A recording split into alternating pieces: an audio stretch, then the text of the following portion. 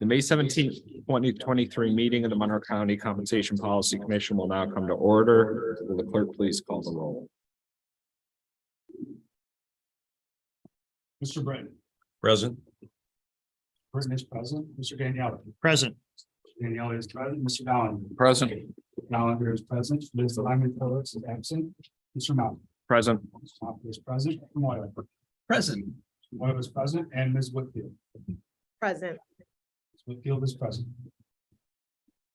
Everyone should have in their packet the minutes from the May 17th, 2023 meeting of the Compensation Policy Commission. Similar to the last meeting, those minutes will stand approved unless the clerk is notified of any changes by the end of the day.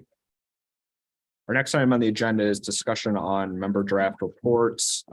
Behind those minutes, there is a few different documents. The first is a memorandum from the Monroe County Department of Law, which was requested at our last meeting, outlining the adoption procedure for the legislature to adopt our recommendations whenever they are transmitted to the legislature, and how those recommendations end up in the budget.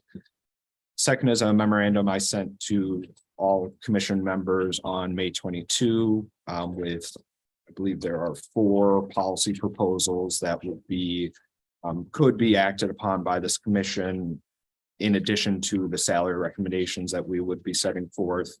As I talked about the last meeting, I think when we do vote on these, which I would imagine be our next meeting, it'd be an individual vote on each policy item and any other policy items that commission members want to bring forward.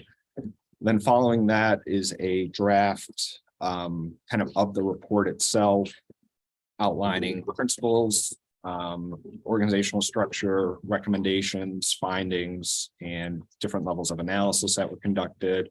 And as I mentioned in the email when I distributed this yesterday, I did plug in salary numbers on this report. Those numbers were more kind of based off of my personal opinion. I didn't mean for them to by any means reflect, like consensus majority opinion, just kind of how I approached it, but I just thought it was important to get a set of numbers on paper, with a rationale and analysis behind it to kind of begin the discussion. So it won't necessarily be in order of the documents in your packet, but I think maybe the first thing to start on is we have the memorandum from the Department of Law on the adoption. Are there any questions or discussion on that, or is that procedure and policy pretty straightforward for everyone? Can I just ask a question? The way I read this is that if there's a recommendation from us and it's accepted by the legislature, the county executive is not bound to include the recommended salaries in the next county budget. Is that correct? I mean, I'm not. I guess my question is that the way it works?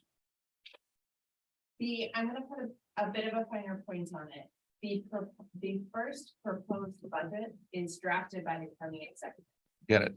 So there is a process by which the legislature can amend the proposed budget, but the first draft, so to speak, comes from the county executive and is compiled in the county executive's discretion.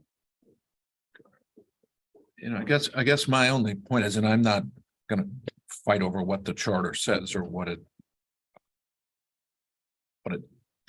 demands that the county executive do or did not do. But it just seems to me to go through this process and have the legislature make a recommendation and then have the county executive say, I'm not going to put it in the budget, I'm going to force the legislature to put it in the budget. Just doesn't seem to me to be kind of how else to describe it, fair.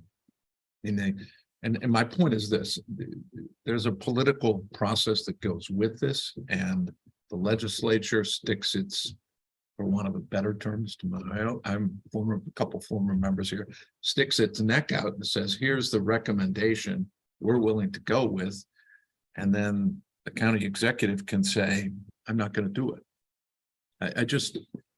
And again, if that's what the charter says, so be it. There's a side of me that says,